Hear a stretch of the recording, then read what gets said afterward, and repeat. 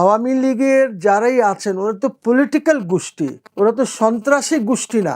ইউনূস কেন করেছে ওইটাতে আর ঢুকলাম না আমি, কিন্তু আমার কথা হচ্ছে যখন সংবিধানে ফান্ডামেন্টাল রাইটস জীবিত আছে তখন কিভাবে আপনি এগুলি করেন? প্রিলিমিনারি ইনভেস্টিগেশনে ওনার নাম পেয়েছি আমি, ঢুকিয়ে দেবে। দেখেন এই দেশে বিচার টিচার ছেড়ে দেন, এই দেশে বিচার বইলা কোনো জিনিস নাই।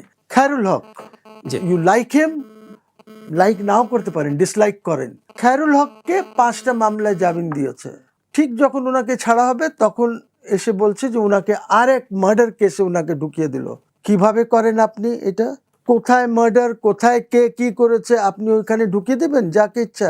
এই যে শোন আরেস্ট জিনিসটা, এটা তো আইন নাই। অ্যাপেলেট ডিভিশনে যাদের কাজই হচ্ছে যে এই জিনিসগুলি তারা জনগণকে রক্ষা করবেন, জনগণ যেন এক্সিকিউটিভ দ্বারা তার বিরুদ্ধে কোনো এরকম অ্যাকশন না হয়, আপনি রক্ষা করছেন। 1021 সেটা তো ফান্ডামেন্টাল রাইটস নিয়ে, আমার হিউম্যান রাইট নিয়ে, আপনি করছেন না। কি ওই এফআইআর এ কি নাম ছিল খায়রুল হকের? ছিল না। সো এই জিনিসগুলি আমরা তো আইনের বাইরে চলে যাচ্ছি সব সময়, জাস্ট বিকজ একটি এনভায়রনমেন্ট এমন হয়েছিল। আপনি দেখেন, আপনি কোন বিচারককে, ওনাকে যে 13 অ্যামেন্ডমেন্ট বইলা যে শাহবাগের মামলায় যেটা ধরলো, হ্যাঁ, সেখানে স্পষ্ট আইন আছে পিনাল কোডে, আই থিঙ্ক 76 না 77, সেখানে আপনি বিচারককে অ্যারেস্ট করতে পারবেন না। বেআইনি কাজ করছেন, তাহলে যে আদালত সায় দিচ্ছে।